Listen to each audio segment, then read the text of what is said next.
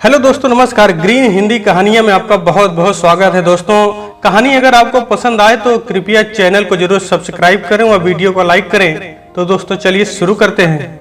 सीता छोटी बच्ची को गोद में चिपकाए और एक हाथ से मुन्ना को अपने से सटाए अंदर दरवाजे के पास खड़ी चिंतित विभ्रांत रघु की राह तक रही थी। बहुत देर हो गई थी उसे गए हुए। वो साहूकार के पास गया था पुराना हिसाब चुकता करने और नया यदि कुछ बचा रह गया हो लेने। जब से वह ब्याह कर आई है वो देख रही है पैसे की जरूरत होने पर खेती रेहन रखी जाती है, ये सोचकर कि जब पैसे आएंगे तब ब्याज सहित पैसे का भुगतान करके खेती वापस ले ली जाएगी। परंतु कभी खेती से इतने पैसे जुटे नहीं कि रेहन रखे खेत छूट सके। सदैव एक आध बीघा बेचकर ही कर्ज ब्याज सहित चुकता किया गया है। वो अच्छी तरह जानती है कि 5 बीघा खेती सिमट कर अब 2 बीघा ही रह गई होगी। कैसे होगा परिवार का भरण पोषण। परिवार बढ़ता जा रहा है और आमदनी घटती जा रही है। दोनों बच्चे नींद में आ गए थे। वो उन्हें लेकर सुलाने चली गई। उनमें कई दिनों से बोलचाल नहीं थी।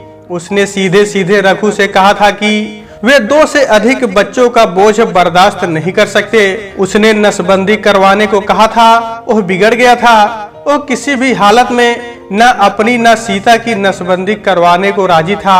वह परिवार नियोजन के कोई अन्य साधन अपनाने को राजी नहीं था। देखा जाएगा एक दूसरे की पिछली जिंदगी की सारी शिकायतें खुलकर सामने आ गई थी।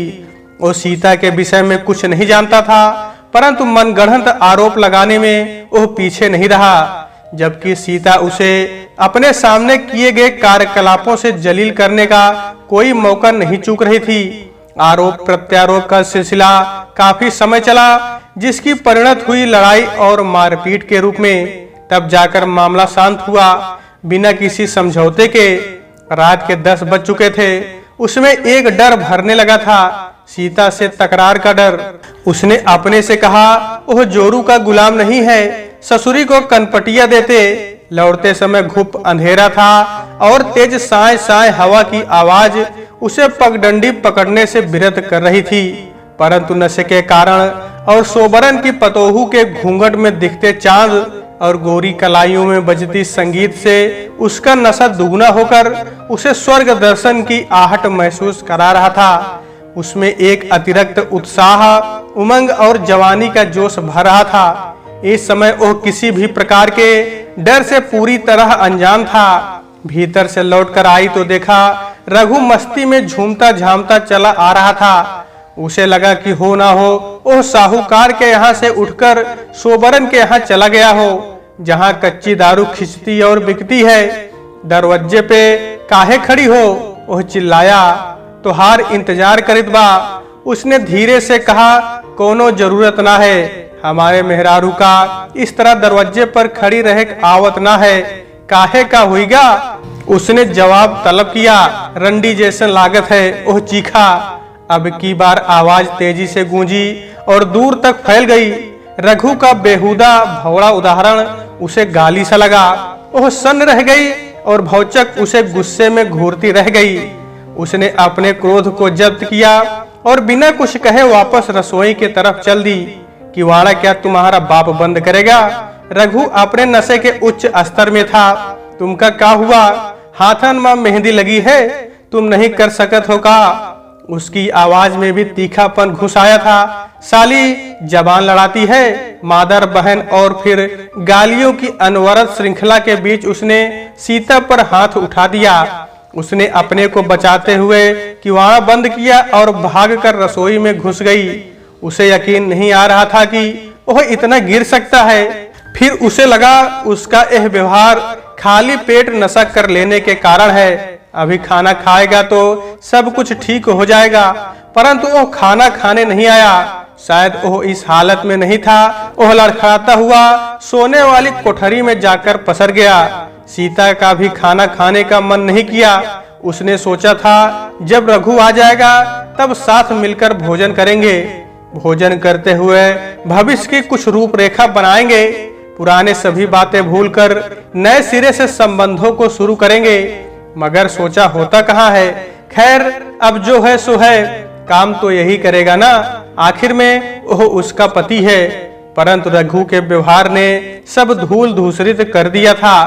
फिर भी इतना अपमान सहकर भी वह किचन में थी, उसका इंतजार कर रही थी, परंतु वह किचन में आया ही नहीं। उसका मन बुरी तरह से खिन्न हो गया था। उसका मन किया ऐसे आदमी का मुंह ना देखे, कहीं और चली जाए। कहाँ बच्चे, फिर देखते हैं, पति है, अब जो है सो है, क्या किया जा सकता है, निभाना तो इसी से पड़ेगा, आखिर में वह पति है। परंतु किंतु उसके मन मस्तिष्क को मथ रहे थे। उसने अपने को उद्वेलित होने और उलझन में पड़ने से बचाया। एक बार और प्रयास, वह कमरे में आई।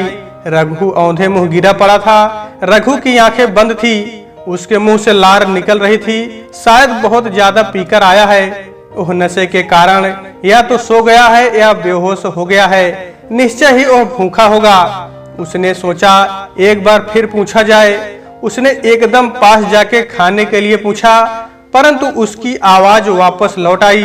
उसकी खर्राटे के स्थान पर सांस चलती सुनाई पड़ी। ए पास जाने पर पता चला वह उसकी नींद के प्रति आश्वस्त होकर पास में लेट गई। उसे भूख सता रही थी, खाली पेट उसे नींद नहीं आती। वह मन मसोस कर बिना आवाज किए लेटी रही, जाग रही थी। सीता को अजीब लगता कि रघु कुछ ऐसा नहीं करता जो भविष्य बेहतर की तरफ अग्रसर हो, बल्कि उसके विपरीत आचरण होता है।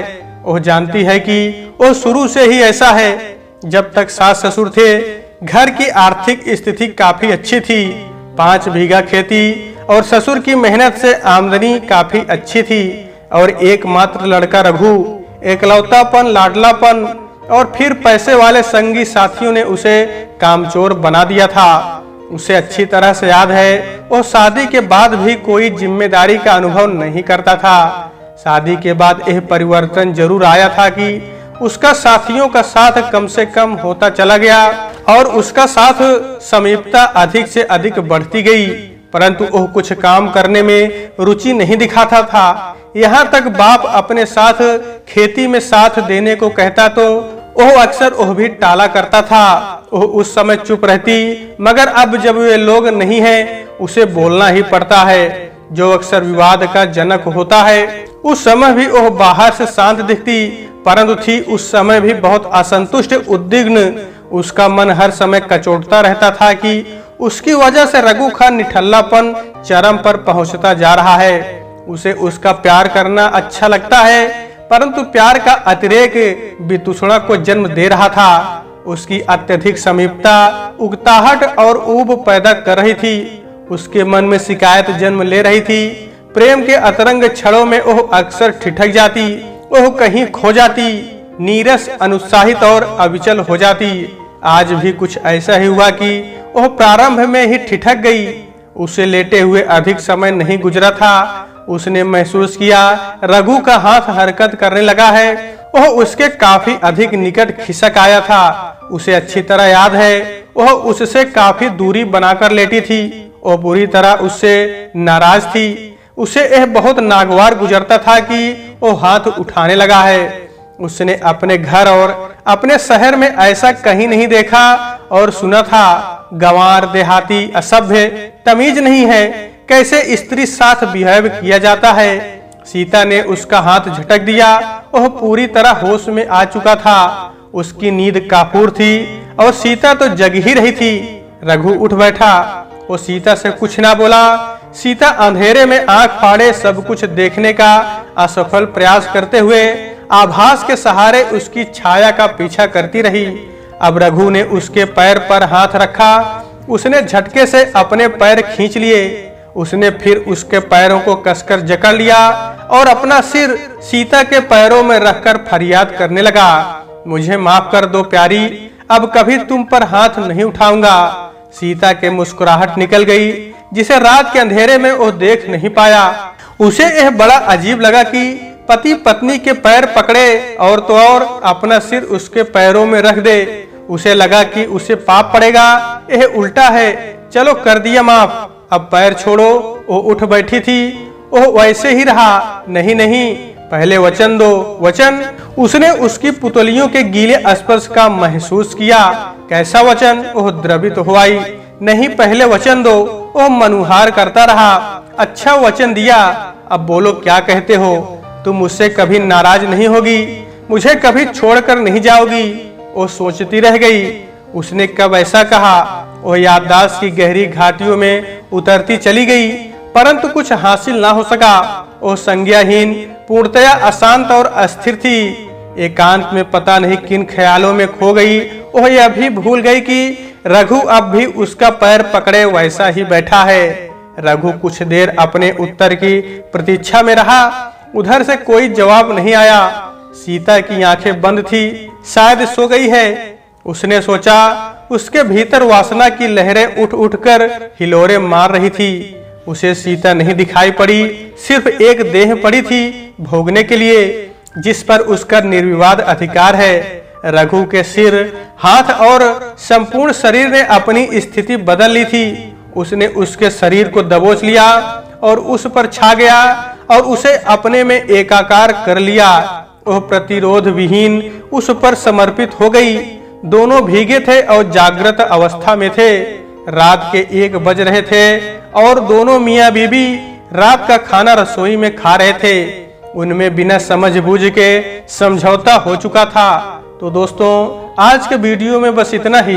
कहानी अगर आपको पसंद आई है तो कृपया चैनल को जरूर सब्सक्राइब करें और वीडियो को लाइक करें। तो दोस्तों, आपसे फिर मिलते हैं अगले वीडियो में। तब तक के लिए नमस्कार।